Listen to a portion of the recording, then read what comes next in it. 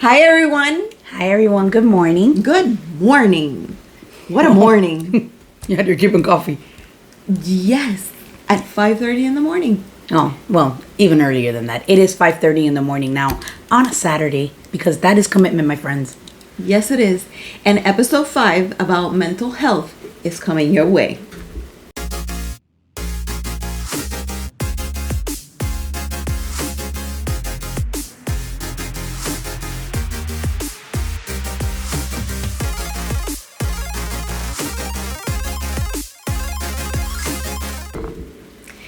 Hey guys, again, 5:30 in the morning. Indeed, on a Saturday. ¡Qué emoción! Yes. ¡Qué emoción, qué emoción!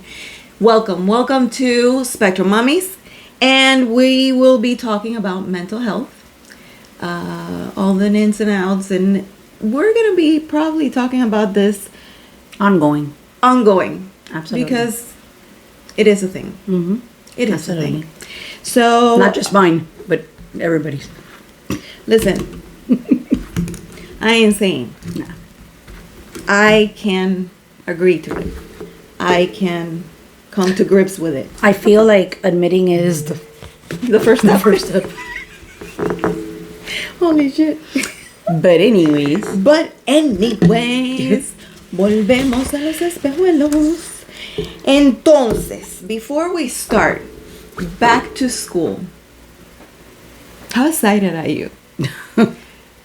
I talk about it and I'm like, whew. listen, first of all, I feel like I can't believe summer's over for the kids, but at It really went quick. But at the same time, I am just like so ready. I know. It's been real. It's been very challenging. I can speak for like our situation at home. It's usually very difficult, these changes, especially in the summer and no structure and all of that. But it is the first year in a very long time that I haven't had a support system at home. My husband is working and I am home with the kiddos. Thank goodness that I've had Ide that has helped me immensely with Chloe, sometimes taking her to school, to camp, and my sister as well. So I'm very grateful for that. But it's been real.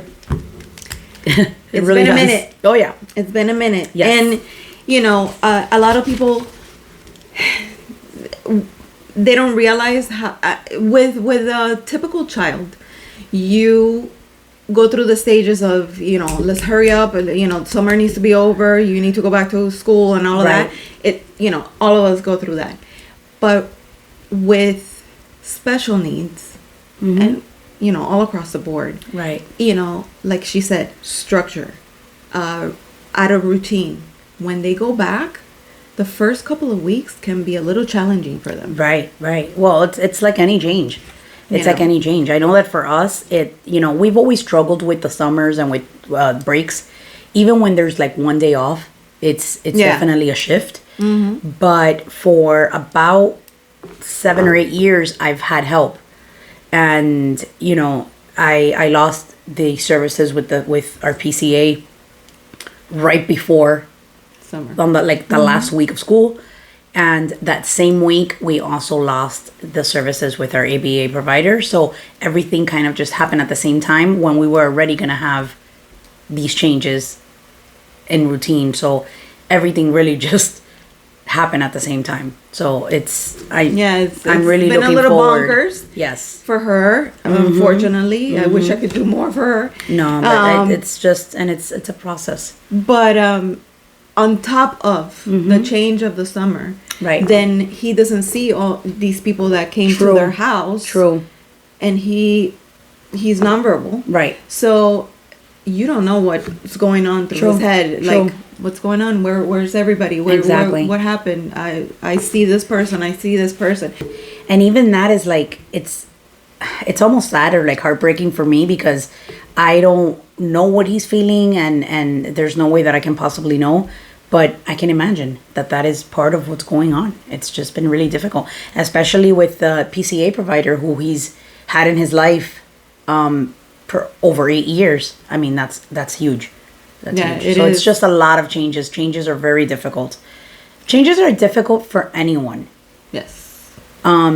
But then when you have a child on the spectrum and a child who is nonverbal, you really don't, they can't even express what they're feeling from those changes. So I mean, I know that with Angel, changes are very difficult as Yeah. well. And they're two very Transitions. different kids transitioning and all of that is difficult. Yeah. To say the least. And with Angel, he's excited to be a 10th grader.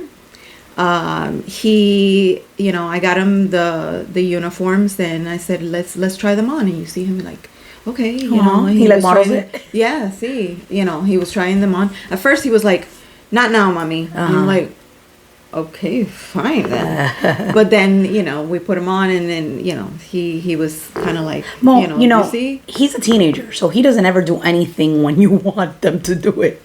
I know. That's just teenage life, I got two of them. Yeah. So yes. But anyway, Although I feel like Chloe is, she's only 9. but in a,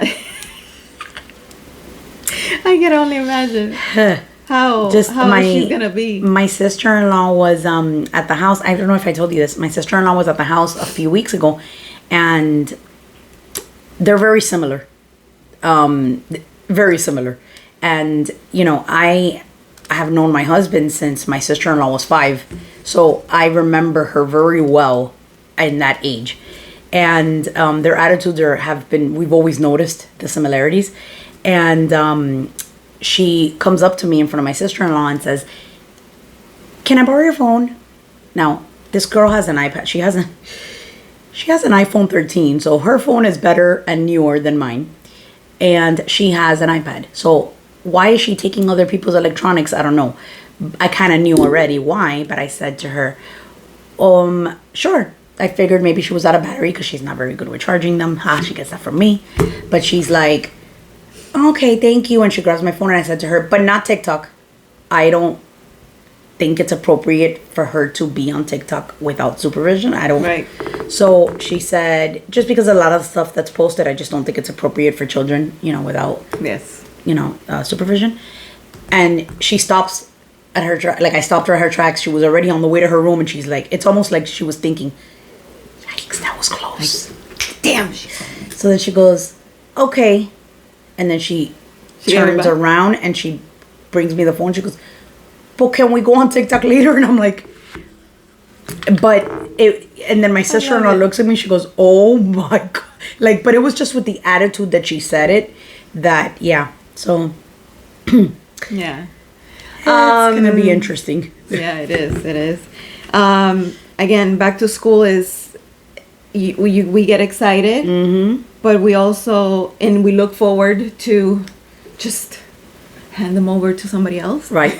I know it sounds mean, but it's the truth. Hey, listen. Hey, I saw one of these influencers, a mom that I follow, and she said about I can't wait for back to school.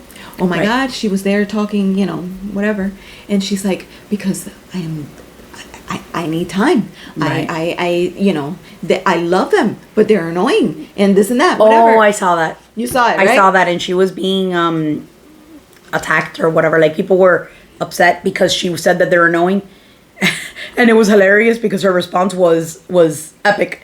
I don't know if you saw the response. Yes, I saw her the response was like, if you think your kids are not annoying, I have news for you. They are annoying. I see them all the time, and they are annoying. I see them in church. I see everywhere. them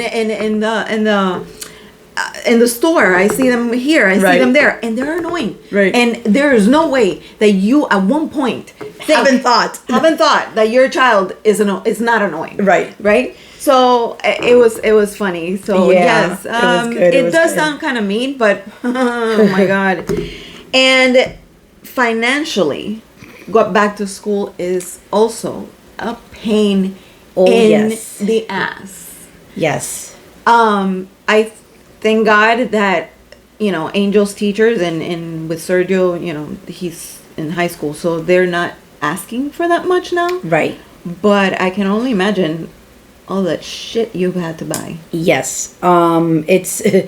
So I've been very fortunate. So Chloe's bestie since kindergarten. Her mom and I have become very good friends, and she is just awesome, and they're an amazing family.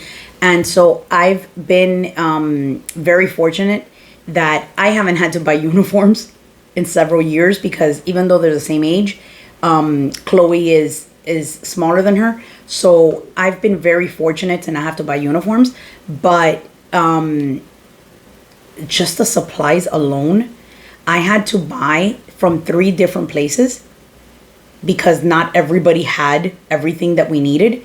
And I'm still not 100% done. I have like maybe 95% of everything. Mm-hmm. And so far I've spent $300 for Yikes. One kid Yikes. Going into 3rd grade. Yikes. So, and that's without even counting uniforms. And my friend who I just mentioned, gifted her, had her pick out a book bag, and that's her gift for the beginning of the school year, and she gave her one last year. Yeah, it can be challenging, it can be financially draining, it can be all those things together, all in one. And so not just that, like the back to school is hard, obviously with, financially, but dude, I don't know about you, but the summer, this kid eats all day. Like, and I mean, maybe for you, it's always kind of the same, because I know you have always been the kind of parent that packs a lot of snacks, and Angel is on a restricted diet. I get made fun of. Yes, yeah. Angel used to take. Listen, I'm not even like, and I because I'm the same way. But Angel used to take. It wasn't even. I don't know what he takes now that he's older. But when our kids were in the same school and they were little, Angel's lunch bag was a cooler. It was not a lunch bag, the little thing that most... No. Angel had a cooler with a handle like the crap that you take to the beach. Coño, no. No, I mean... But it was the soft ones. It was smaller ones. It wasn't like a... Don't make it sound... You know what? People are going to be like, you know what? What the hell? I'm going to have to post on here a picture of what I'm talking about. It's one of those that you see at he still has one. Yeah, I'm sure. I'm smaller sure. No, I'm sure. A smaller one. A smaller one. But then I get it. I mean, he is somewhat on a restricted diet, so you don't want them, you don't want him to have certain things at the school, and I get that. So I wouldn't want for my kid to, at any point, maybe he doesn't eat all of it, but I don't want him to want something and can't have it. So I totally get it. That's my train of thought. Right. But, I get made fun of, but that's okay. It doesn't matter. I don't know if it's the anxiety of, because he has a lot of anxiety. And again, the changes and, everything going on. I would want to eat the house too. But he's also in an age, he's a teenager, he's 17, he's growing, and I don't even know. It's like literally all day. I don't even know. I can't keep up with doing groceries. He eats, like, I come home with the groceries. He's so funny. So I come home with the groceries. He sees me come home with bags. And he goes, yeah, mommy. Mommy, yeah. He's not so happy to see me. He's happy to see the contents. He's like, let me see. And he's like looking through everything. Like, what do we got here? Well, looky here. Looky. But yeah. All right. Enough rambling. All right. Mental health. Mental health is a big thing with parents with kids under the spectrum, special needs. Right. It hits parents very hard. Yes. Diagnosis, regardless of what it is, it hits you like a ton of bricks. For sure. It does. Mm-hmm. So we've talked about that. You go through the stages, and it's basically like someone died, right? And it sounds kind of weird saying something like that. And I mean like I also think about, like, I don't want to people that have lost family members, right? I don't want to compare that, because I don't want to discredit your pain. No, not at all. Mm-hmm. We don't want to discredit or it's very hard to explain. But I can explain it in this most simplest terms.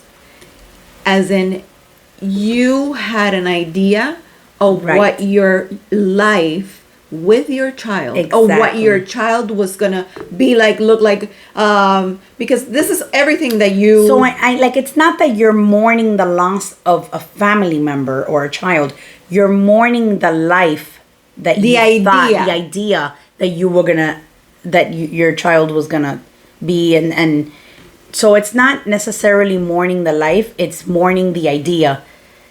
Because it's kind of one of those things that it's like, you had that idea, they tell you something that it's like life changing, Right. and then you're like, okay, so none of that, all of that goes out the window, Right. out the door, whatever, and then this is a new life. They presented a brand new life that you didn't even think you were gonna live.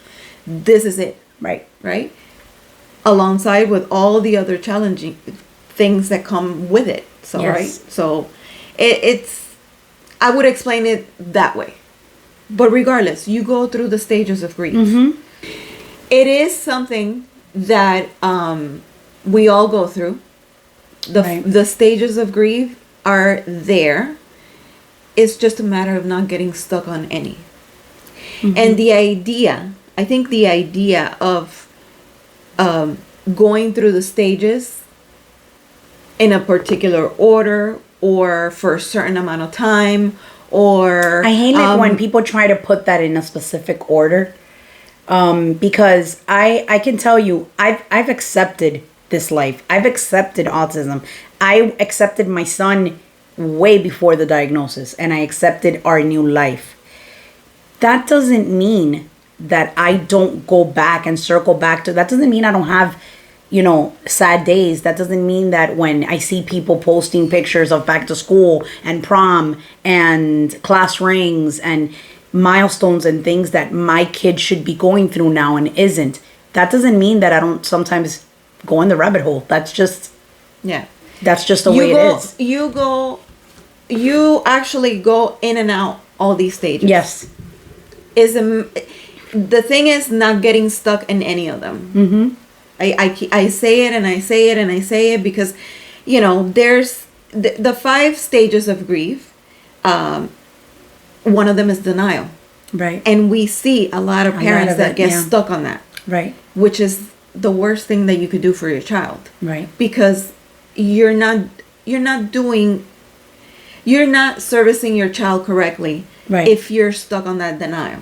Because you're not getting, Services. most likely you're not getting services. Right. Most likely you're not getting the right, treatment or whatever it is that your child may need.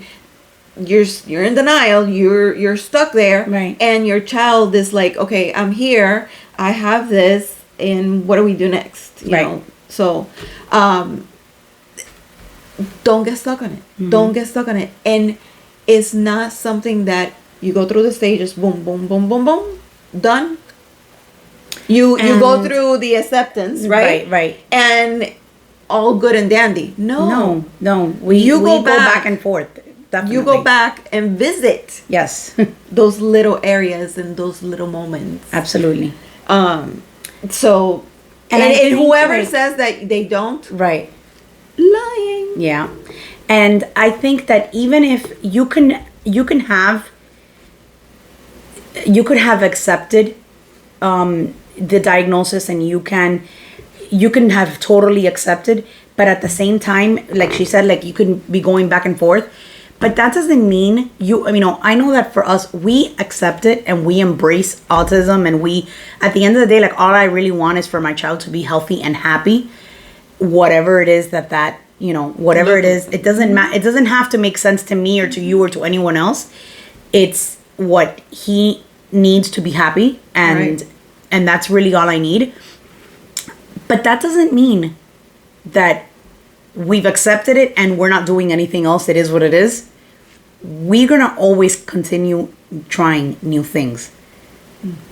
I always say to newly diagnosed parents, always try the next thing. Always try that one other thing that you have a doubt of, because you never know. Yeah. You really just never know. And I wanted to kind of give you a little bit of those five stages. There's denial, there's anger, right? There's bargaining, there's depression, and acceptance. Again, you don't go through the stages, i.e., one after the other. You don't. You go through them in your own way. So it may look different for each person, right? So I was looking it up. I'm here. This is under, what is this? The University of Washington. University of Washington is counseling center. One of the few places that I looked it up, and they show like they kind of break it down, right? And denial, right? Denial. It can look like and it can feel like, right? So they break it down on all those. So with denial is, I'm going to read a couple of them. I'm not going to go through, So denial, avoidance, procrastination, easily distracted, and then it can feel like shock, numbness, confusion, shutting down. So those things, I feel, and I'm talking for myself, but I'm also 100% sure that we all have felt this at one point or another. Right. And we sometimes go back to that. Because there are days, they're amazing days. And there are other days that is like, I want to go to the moon and stay there. Right. Right? Yeah. Pretty much. So like we had one of those days in my house yesterday, and I actually got to the point where I needed a mental health break. I need a mental health break, to be honest, all the time. And unfortunately, we don't get it like as much as we should. I recognize that it's just not feasible for us. But yesterday I became so overwhelmed, and I think I might have had like all of them at the same time, but I was very, very overwhelmed. And I literally just said to my husband, I'll be right back. I just can't do this anymore. I'll be right back. And he's probably still wondering, like, what the heck? Like, because I just literally, like, I didn't even wait for a response, nothing. I walked out of my house. And I just went around the parking lot, like around my cars. I took a few deep breaths. I needed air. I needed to clear my head. I was probably outside circling my car and taking deep breaths. I want to say maybe 10 minutes. I walked back in and I said, okay, now I'm going to handle this situation. But yeah, sometimes that's all it takes. Right. Sometimes you need a little more. But again, coping mechanisms, identifying what's happening to you and your being. I can tell you that I am the kind of tired or the kind of overwhelmed lately that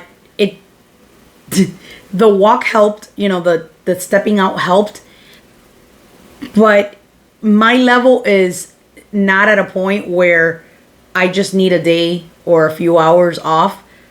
I am the kind of tired where I need a week long, like, I don't even know how to explain it. Like, it's not the kind that is gonna feel a whole lot different in, a day. Or in a little moment. No.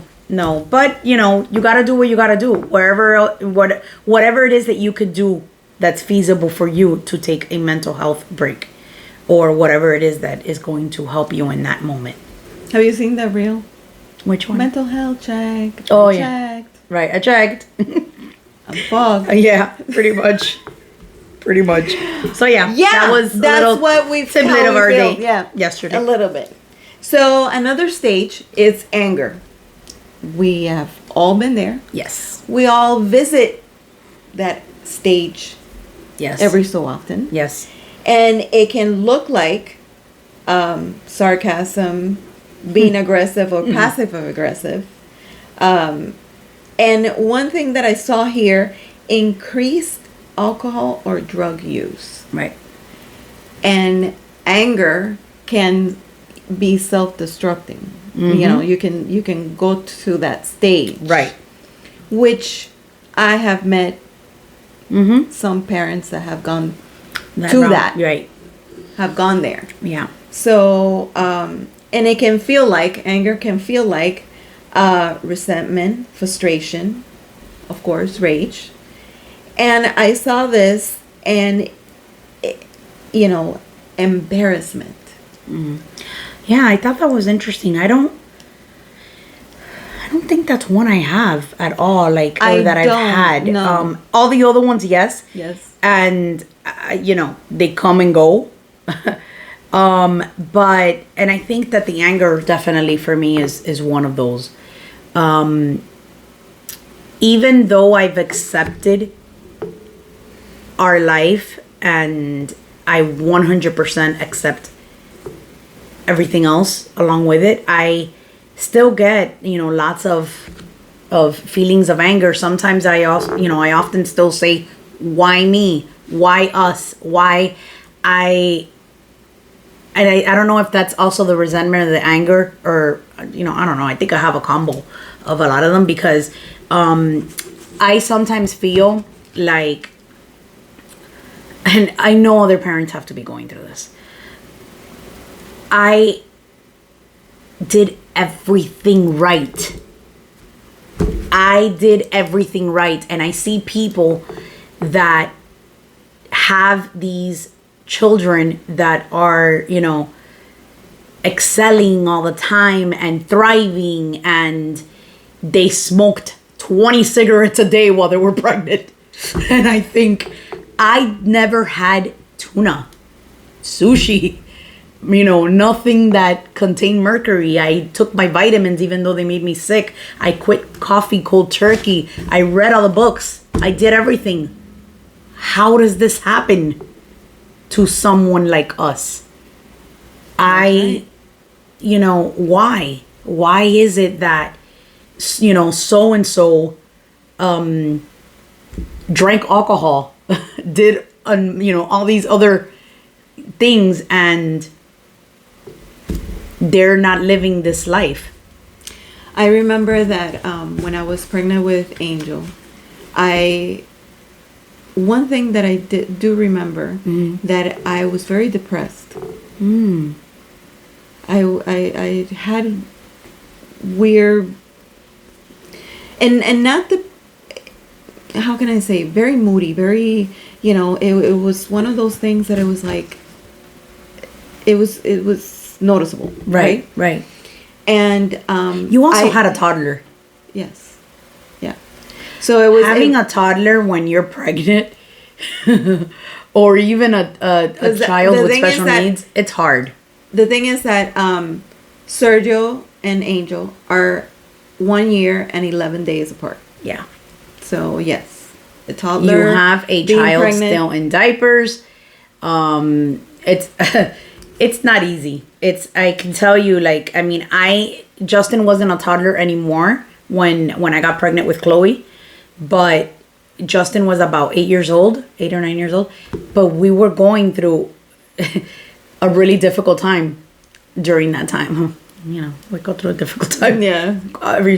So often. But yeah, during that time, it was very, very difficult. I thought that it was just that this is the difference, I guess, when you have a baby at 26 and you have a baby at 35.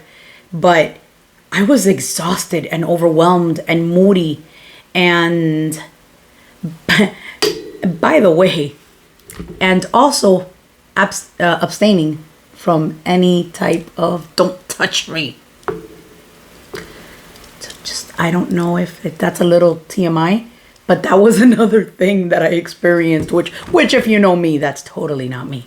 Yeah. But yeah. So yeah, I remember getting, you know, just very moody, very, you know, one moment, oh great, good, all great, and then the next crying my ass off. And I Well, I started mean, getting... and when you're pregnant too, you have all these other, hormones and everything is changing. So it's. But the pregnancy was different. Right. The pregnancy with Sergio was a bit different than That's with so Angel. interesting. And do you think there's a correlation there? I don't know. But one thing, my blood pressure started getting, going up. Mm-hmm. And I started having, Yeah, it's hard. I went through that. stages where, and towards the end of the pregnancy, I had to go home. Mm-hmm. I couldn't work. Yeah. They had me on observation and everything else. Oh, yeah. And one thing I did, it was about 8 months, 7-8 months. I remember I was having a lot of pain in my legs and my back. And the blood pressure was, going bonkers. Yeah. That's actually when I was diagnosed with hypertension. I didn't have it before that. And then I went and I did an acupuncture for the pain because I don't want to take anything. Sure.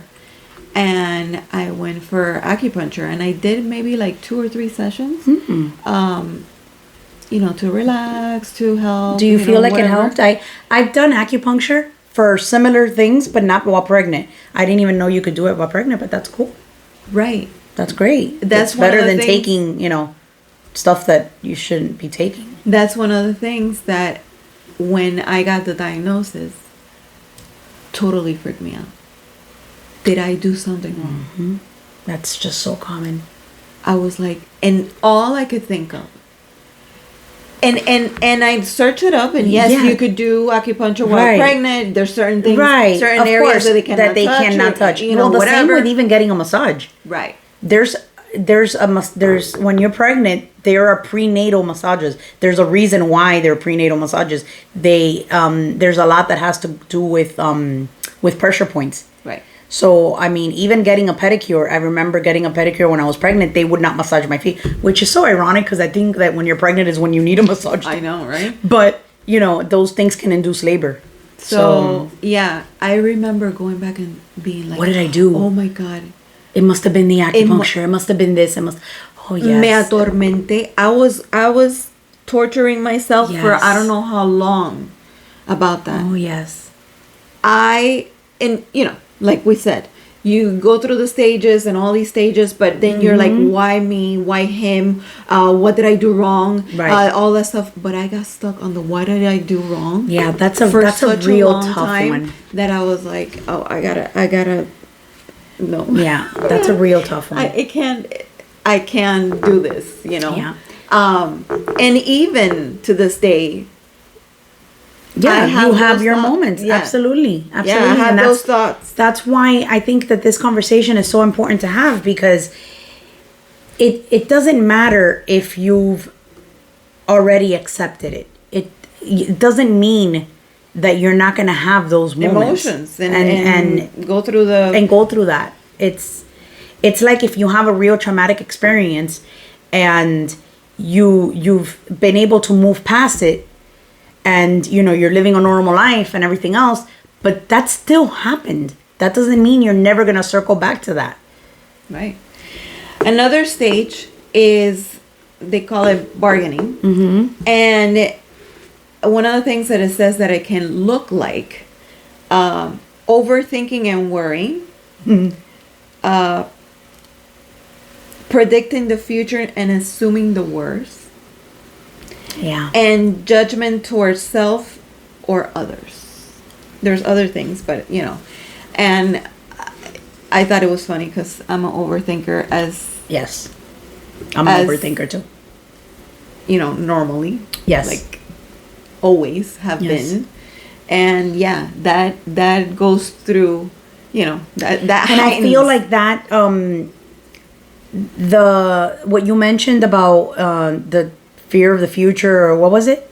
It was predicting the future and assuming the worst. Yes, that we've had a lot of that lately, especially with the loss of the services, because this person that was with us for so many years is the only person that I ever left my child with and that I would or I thought like I can't leave my child with anybody else, and I thought we're never gonna get a break again. How, if this person is not around, how are we ever gonna get a break? And I've caught myself several times. Listen, I know that eventually we will get a break again, and eventually we will find another person that, you know, that we welcome into our home, and it's all going to be fine. But that's something that I've been circling a lot. And I can tell you that, by the way, women are not the only ones that go through this kind of stuff. No. We're talking parents. Parents. Because I can honestly tell you, you know, my husband is amazing with Justin, and I couldn't ask for a better dad for my child. But he struggles too. You know, he struggles with a lot when it comes to this. And that is one that I see him struggle with a lot. The predicting the future, and I tell I often I guess scold him. I get time, stop being so negative, you know, but it's not. I can't blame him. Yeah, you know, I can't blame him for feeling that way. That is actually a legitimate feeling.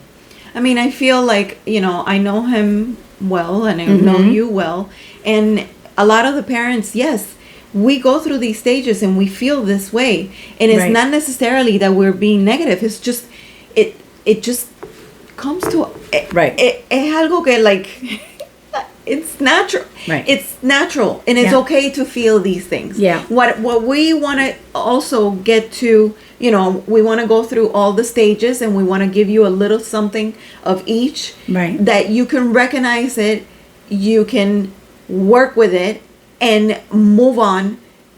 And it's okay to feel these things. Yes. You're human. You are human. And even when you get past it, because you recognized it, you know, and you get past it, it may come around the corner again. It may hit you, mira, así, boom, pa! Exactly. It's like, oh, okay, you're So, there? Okay. and that is also, I mean, yeah, we're not mental health professionals. no, not at But all. we've seen some shit. Some shit. But, you know. Yeah. Again, bargaining. So it can feel like guilt. Again, the shame. Have you noticed that? Yeah. Blame. Oh, yes. Fear and anxiety. And then insecurity. Right. Yeah. All of the above. All of the above. A, B, C, D. Check, check, check, check, check. Yes. All of the above. So Yes. yeah, that happens. Depression. Depression. That guy shows up every so often and just doesn't want to leave. Son of a bitch. Yeah. Depression can look like reduced energy, reduced social interest, crying, and reduced motivation. And you see here, it says sleep and appetite changes. And it can feel like sadness, despair, disappointment, you know, overwhelmed. That overwhelmed, lo tengo aquí. For sure. Tattooed. Aquí, right here. So yeah, that can happen. And then the final stage, and again, you don't go through this in a specific order. Right. Right? So acceptance can look like engaging with reality as it is. This is how it is right now. Being present in the moment, adapting, coping, responding skillfully. We've been there. We are, some don't get there. Right. Or don't get there fast enough. Right. Right? So, and acceptance also can feel like courageous, validation, pride, wisdom, self-compassion.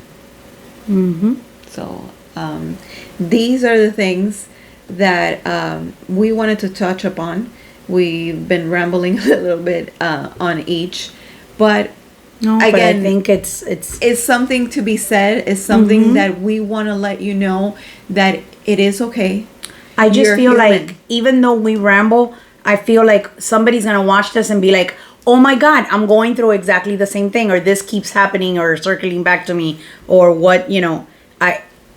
I just feel like somebody else will be able to resonate with this Yeah, by what Yeah. we've definitely encountered. And I can tell you from my experience, my personal experience, when I got the diagnosis for Angel, it was a very challenging time. I am divorced. Some of you may or may not know. I am divorced, and my divorce was not a walk in the park. Right. Well, usually isn't. It usually isn't. But yeah, like I think, sometimes it's more amicable than others, and there's other issues involved.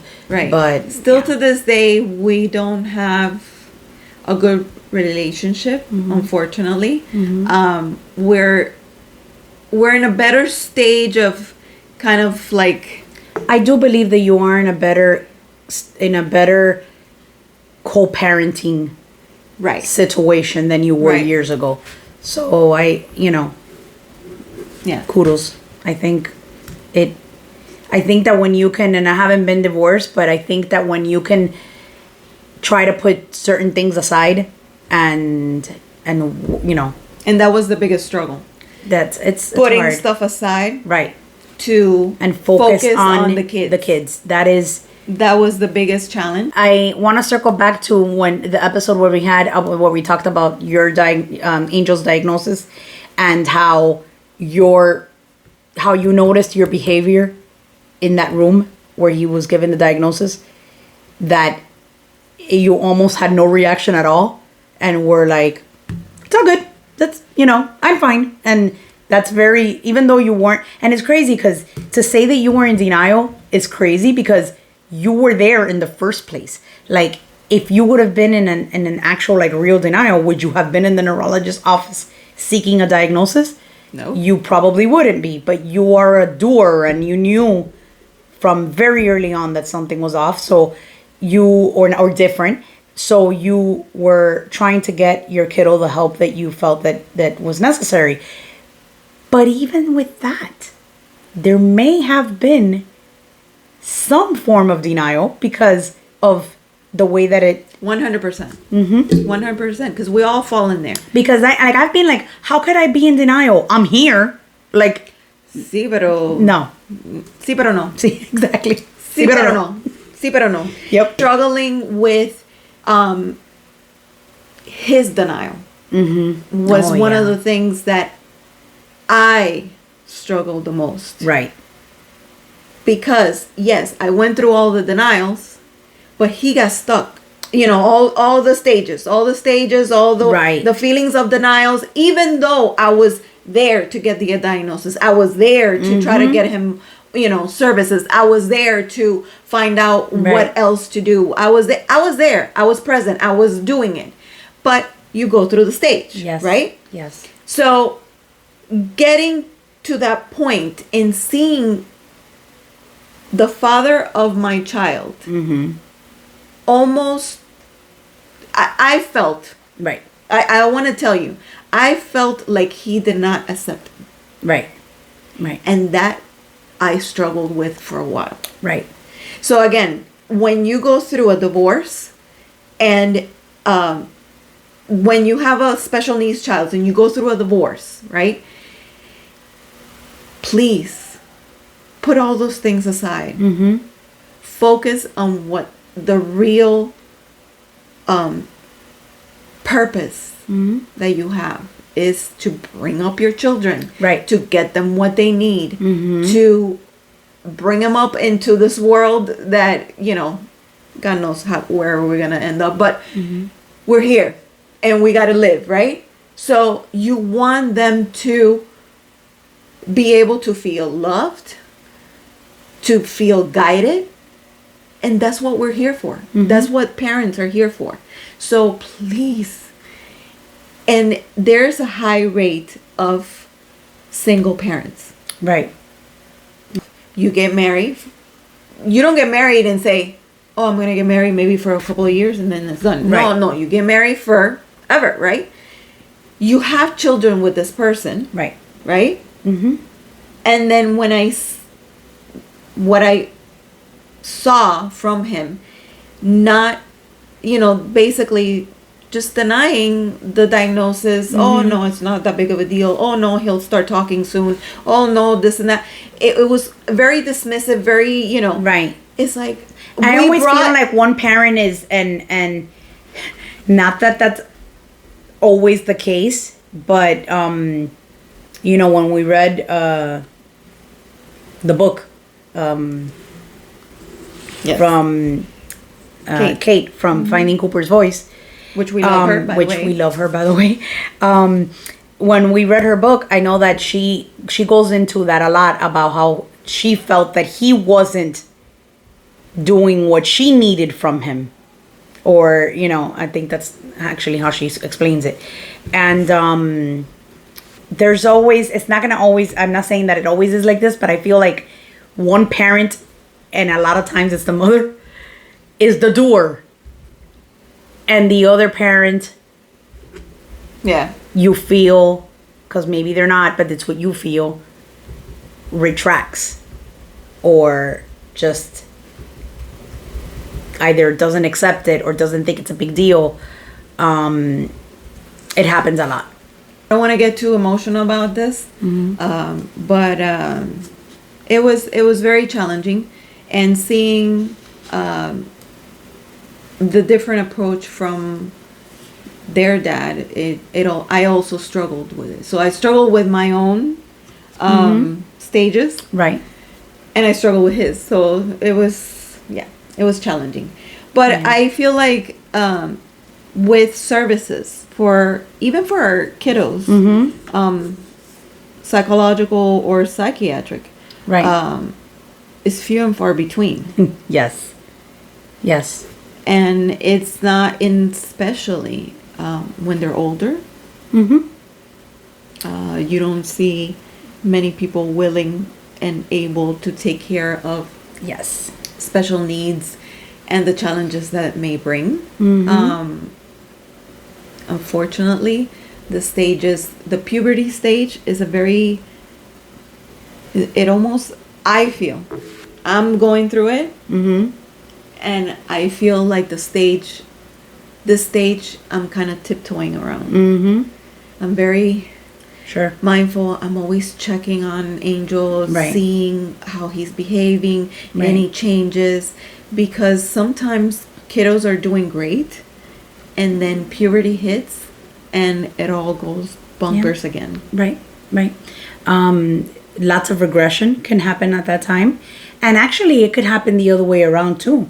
You can have a kiddo who's had services on and off, and you haven't seen or you feel like there hasn't been as much progress as you would like. Right. And then all of a sudden, a light bulb goes off, and you start seeing, Shoots more off. language, more language or whatever the case. But a lot of times we see that regression in the teenage years and it's understandable. There's a lot of hormonal changes.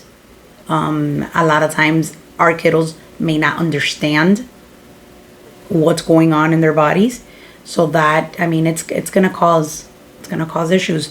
But and a lot of times too, you have a child that may be doing very well, and maybe you don't see a lot of regression cognitively, but other things start coming out as well, like other psychiatric medical conditions start presenting themselves around the teenage years. One of these days we'll do a podcast on that. Yes.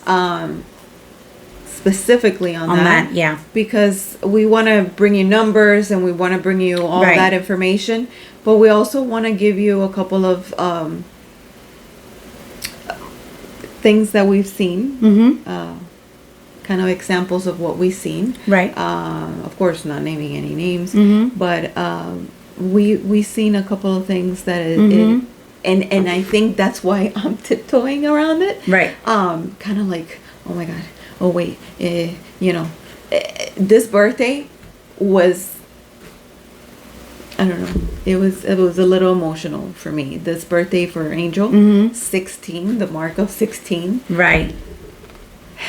It was, to me, that day, I was having, the emotions were like, pew, pew, pew, pew, pew. Right. So it was a little It just challenging. happened. It could sneak up on you, that's for sure. It can. It's definitely happened with us many times. I remember birthday 14 was the very first time that my son blew a candle on the cake. And it was super exciting and beautiful and all this other stuff. But then you inadvertently, it's like bittersweet, right? You start thinking about it and you go down that rabbit hole again. And you're so happy and you look at the video and it's so beautiful that he was able to blow a candle. And you're like, but dude, he's 14. Like,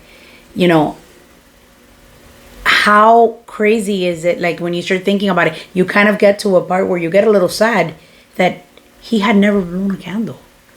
Around that age, he learned to blow his nose. Can you imagine? Then I started thinking, my God, like when I'm congested and I just want to blow my nose, can you imagine The discomfort. going your entire life without being able to blow your nose? Guys, it's Yes. it's a lot. It's we could get stuck on the it's Yeah. because it's.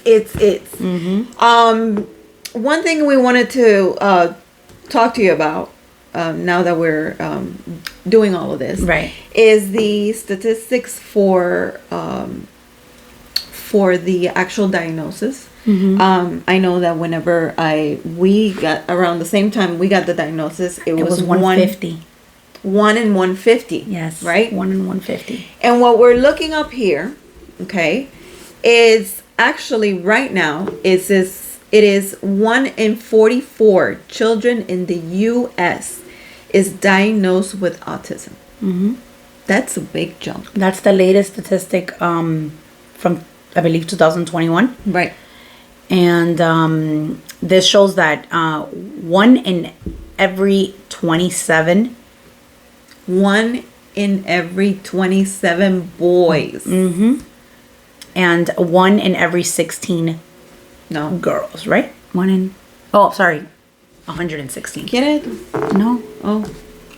No, I can see, but I just read it wrong. I think she needs them. Yeah, probably. Yeah. I do. No, I actually have some, but I don't use them. Entonces. ¿Qué te puedo decir? So yeah, 1 in 27 boys and 1 in 116 girls Yes. identified with autism. That's the latest statistic. Holy shit! Yeah. It's incredible, and it feels like every single time they do this, the numbers change pretty drastic. I believe it was 1 in I think 48 not that long ago. Right. So it's eye-opening for sure. And I think that even when our kids were diagnosed, the prevalence in boys was always higher. I think it was like 4 times I think it's the always amount. been higher. It's always been higher. Always. I think it's 4 times, and I believe it's still that. However, I do believe that lots of girls are being misdiagnosed or not diagnosed at all. Not just with autism, but with the umbrella with ADHD. It's very commonly Missed. overlooked and missed in girls. So although I do believe that it's not that the statistic is wrong, but me personally, I think that girls were different, and it can be very easily overlooked. Yeah. So I do think that there may be more than there actually is for girls. Right. They're Right. just not diagnosed. And we're talking about diagnosed, so that's why. Right. But there might be more. Yeah. So, how we have said, I wanted to always, go back and touch up on services. Services for psychological, psychiatric, for the kids diagnosed with autism, or the families or parents Right.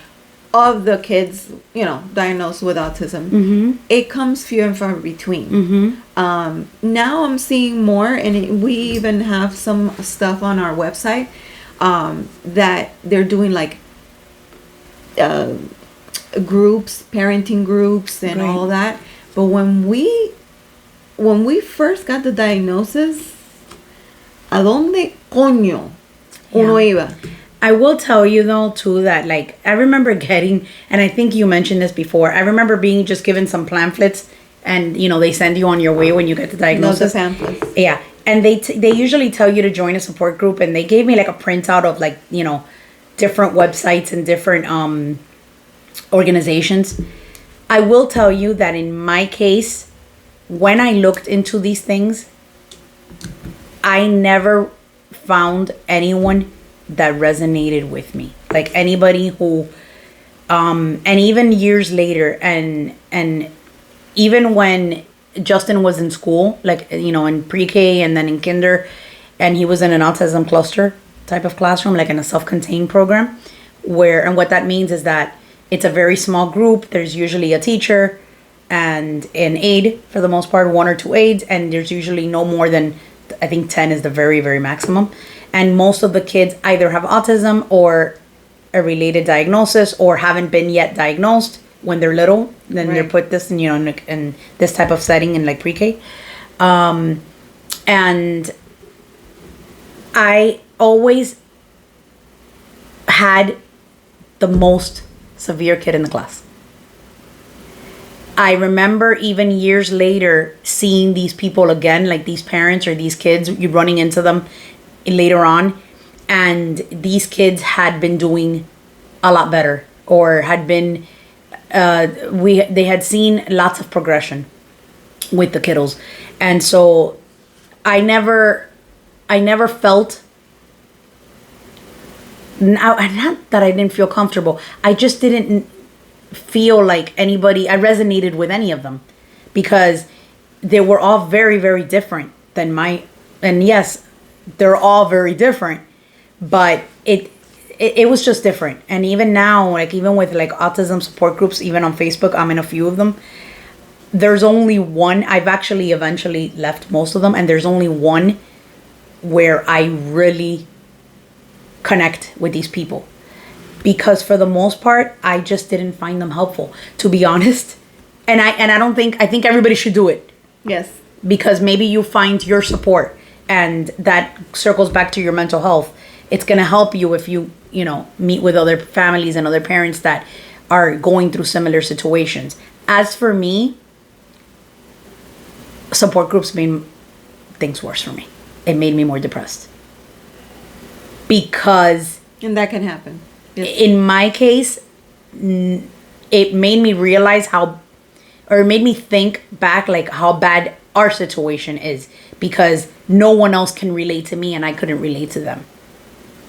So it was a huge reminder of where we're, what we're actually dealing with. So they didn't help me, but I recommend anybody to join support groups. 100%. Any support. And you're gonna, you may not need it all the time, but at a certain point, you're gonna need a support group, seeing a psychologist. I can tell you for myself right now, I'm approaching 51 years old. I had hysterectomy back in 2021. That put me in an immediate menopause. And lots of hormonal changes take place. I feel like because it's like menopause, you're kicked into menopause. It's not the same when you gradually go into menopause as to when you have a hysterectomy and you completely get kicked into menopause. And it's a shock. I feel like menopause is puberty on steroids, right? With a whole bunch of responsibilities on your back. Yeah, true. Makes sense. I can't even I begin to tell you all the different things that you start feeling. Right. Yeah, hot flashes, all that stuff. Yeah. Okay, fine. Which that drives me insane because I've never been the one to be like sweaty or all that stuff, and then to feel like, you could be sitting down and you could feel sweat. Not pretty. It's not pretty. But then there's the emotional, which is what because you feel all the physical changes, Makes right? sense. But then when you feel all of that emotional changes, oh hell, this is one night I didn't feel well. I started sweating. I started, I wasn't doing anything. Right. I was just, and I just started crying, right? And then I stopped and I said, oh, hell the fuck no. I can't fall into this. No. But no. You know what I love about us? What? How we catch ourselves on our tracks. Many people will just like drown and cry and I'll be like, but us, we're like, wait. I'm one tough bitch. Snap out of it. Yeah. Wait, I get with the program. I didn't slap myself because, pero I was almost gonna get there and be like, what? No, I gotta stop. Yeah. And I made the decision to start therapy. Good. That's awesome. And I have been in therapy for maybe a couple of months. And it helps, guys. It helps. And I know that certain people be like, I don't know, I want to go in therapy. Yo no estoy loca, this and that, whatever. It's not about being Dude, loca. It's not about that. Listen, our level of loca, there's no therapist in hell that's going to fix that. Or whatever it is, what it is. We've accepted it. Acceptance. No. Important to recognize that you need the help. Yes. And I think that most people have a very difficult time recognizing that you need that help. And then once you recognize it, that you need it, then go and try to find somebody. I have been looking for somebody. I've never seen it. So that's not true. I saw a therapist a few years ago. But it wasn't so much for... I mean, we did talk about autism and other things, but my husband and I saw a marriage counselor 10 years ago. Guys, anybody who knows us will be like, what the hell did you see a marriage counselor for? Because we get along very well. I mean, yeah, sure, sometimes I want to wring his neck and, it is what it is. That's just part of marriage, It's part after of so it. many years. Yeah. But we, I think that it does help. Even if you have a good marriage, it's not a bad idea. I mean, it's not going to... But I feel like it did help. We didn't go to many sessions, which, ironically, we couldn't continue because we don't have anybody to take care of the kid. So it's like, you need the services which is a whole other issue. You need the services to better equip you to cope with your situation, but you don't have anybody to help you take care of the child so that you can actually get to therapy. And there's also a level of shame too, where you don't want to tell people that you're seeing anybody, and you don't want to tell people and bring up, you don't want to get any.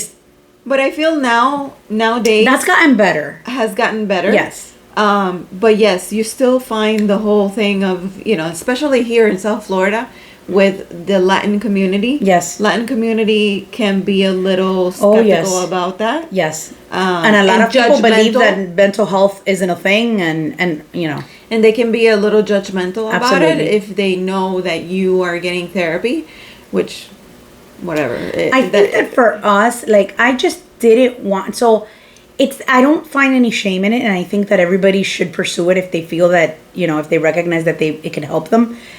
I think that with me is I didn't want any questions because I didn't want anybody...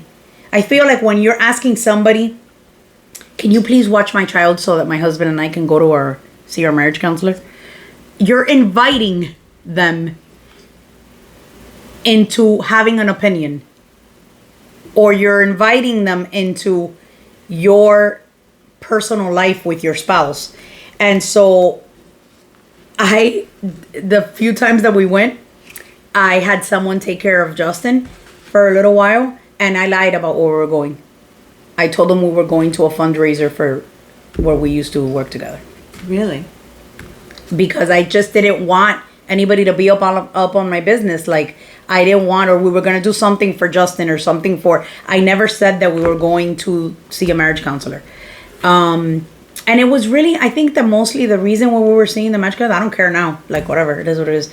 The reason why we were mostly seeing the marriage counselor was to be able to deal with the back and forth that you may have in a relationship with when you do have a child with special needs, or, right, you know, and the like disagreements over it. But for the most part, honestly, like, you know, we always got along very, very good. I don't want to discourage anybody, because I already said about how support groups didn't help me because of my situation, or it made it worse. I almost felt like we got along so good, and everything was always, you know, very nice. And when we would leave the therapy session, we would end up arguing over things that were said or things that were done at the therapy session. And I'm thinking, I feel like this bitch is getting us in contra of each other. Like, like, I don't even know how to like explain it, but I felt that, and I don't want to discourage anybody from seeking either, you know, therapy, help, or even if you feel like you need a marriage counselor, any of that, because I think it could help. And this lady was super nice. Like, we really liked her, but I just felt almost like we got along excellent until therapy day. Therapy day, we were at each other's throat, which was not like us at all. Anybody that knows us knows that it's not like us at all. I know. So, you know, at the end of the day, we did end up stopping. But I would love to see somebody for myself, and I would love for him to see somebody as well too, that they can freely talk about everything. I think that one of the biggest challenges that I find is that I would love to find someone who has experience with families with children with special needs. And you don't find that. And you don't find that. That's very, very hard to find. So I want a therapist that, I mean, your therapist doesn't have to be just like you or go through what you're going through. Right. But you have to be able to identify with them. Right. In some way, so that you can feel more comfortable and they can at least somewhat understand where you're coming from. Right. Even though it's their job to understand, I don't know. I just feel like, you know, and a lot of people will choose a therapist that is their same nationality, or that, you know, it's, so that's fine. You know what I mean? But like I just feel like I would love to find somebody that has experience with families like ours. And I just haven't found one yet. I'm going to keep looking. I really haven't been looking lately. But I do see a psychiatrist every so often, but I'm not, but we don't do counseling sessions, if that makes sense. Right, right. So, you know. Well, psychiatrists usually, they just ask you a couple of questions. Right, how's it going? right. You know, whatever. Okay, here you go. So I see the psychiatrist usually through telehealth once a month for about 10-15 minutes, and I'm on my way. But I really do want to find a therapist. Do you feel like the therapy has helped? It has. Okay. It has. Good. I have not touched up, well, we have talked about, you know, my son, diagnosis and everything else. But I think we're digging a little bit deeper. Mm-hmm.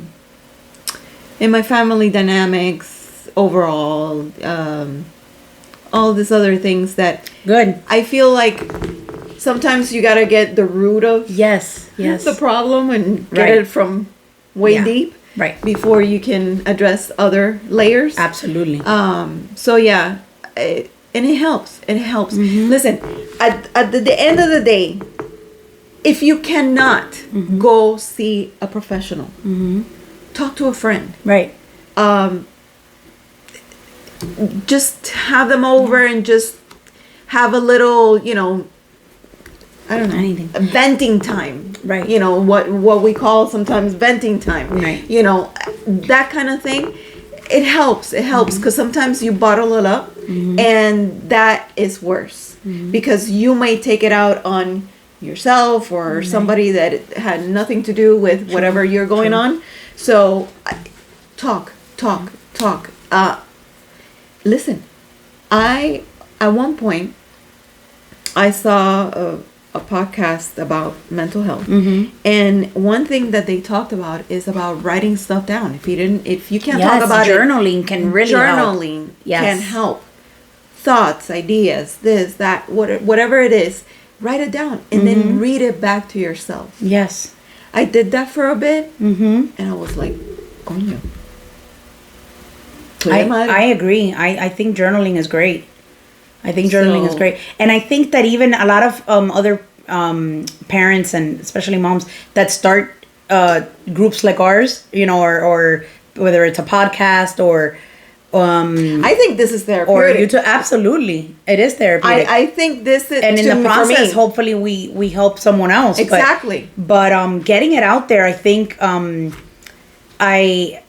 you can talk about this, and I think it would help us and other people. I also want to say that, like, if you do feel like you don't find a person, or you're not able to see a provider, we are not by any means, like I said before, mental health providers.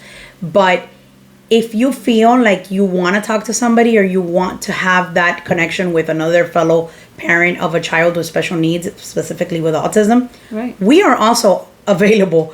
Like, you can shoot us a message on any of our social media platforms, and we will get back to you, or send us a private message. It's funny that you say that, because yes, we can give you. I mean, I cannot sit with you, for hours, right? But I can write something, give you something, even if it's just a word of encouragement. Exactly. It sometimes that's all you need. And Absolutely. it's funny because one time, out of the many times that we both have this, that people tell us, hey, listen, I have so-and-so that has a daughter or a son with autism, and they don't know what to do. Can they call you? That happens to us all the time. All the time. And I remember talking to a grandmother. Wow. Yeah. She unloaded a lot of stuff. We started talking about, she had guardianship of her grandson. This family had a lot of issues. Right. And she had issues with the IEP and what to do next, and what school. And, I kind of walked her through it, and gave her a couple of options. And then she just went off. And all I could do was listen. That's all you need to do. Listen. So, guys, get it out. Yeah. Please, some way, somehow. Write it down. Talk to somebody. Talk to a professional. Whoever it is, get it out. Because once you get it out off your chest, believe me, it's not going to make your life, boom, better. Right.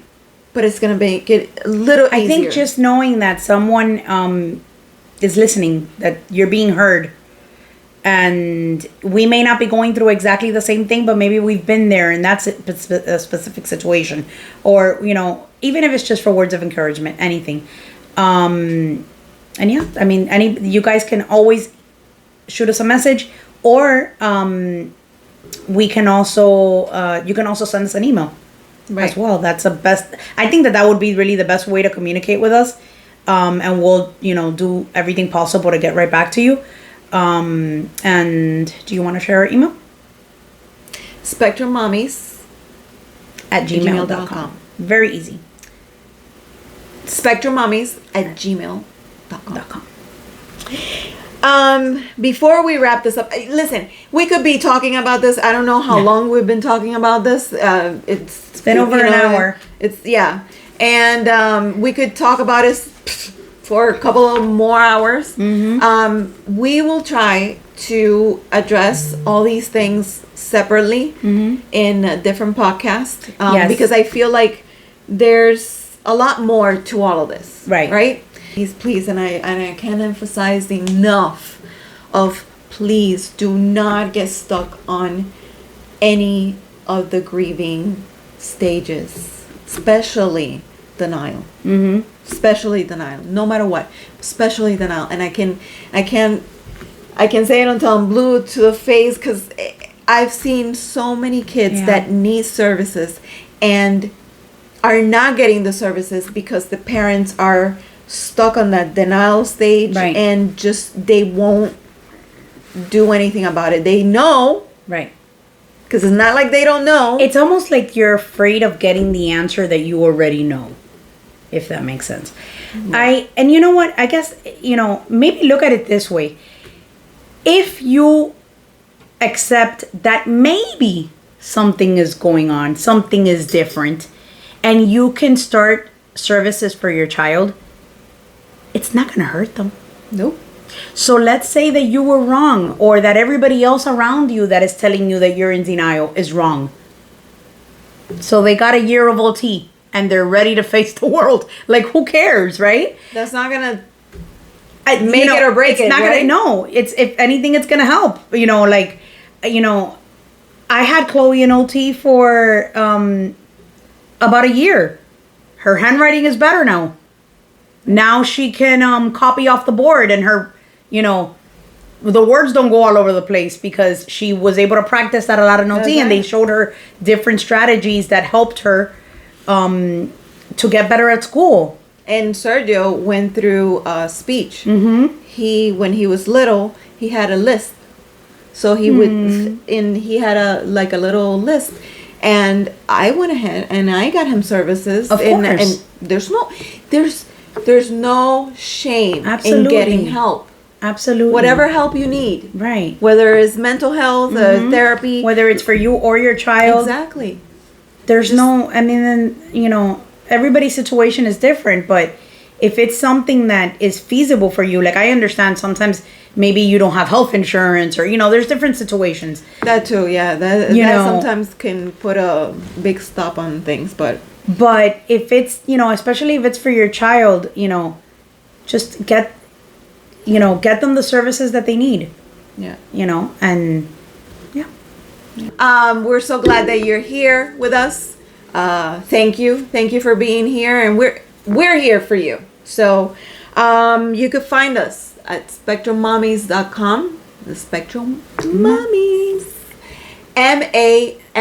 MAMIS.com. Lots of resources there. Also, our YouTube channel, SpectrumMamis. Please don't forget to like and subscribe. And social media, Facebook, Instagram, TikTok. So you can find us. We're everywhere. Yep. We're everywhere. There is no excuses. You can find us anywhere. Glad you're here, and thank you. Thank you again for watching us. Thank you. See you next time. Bye.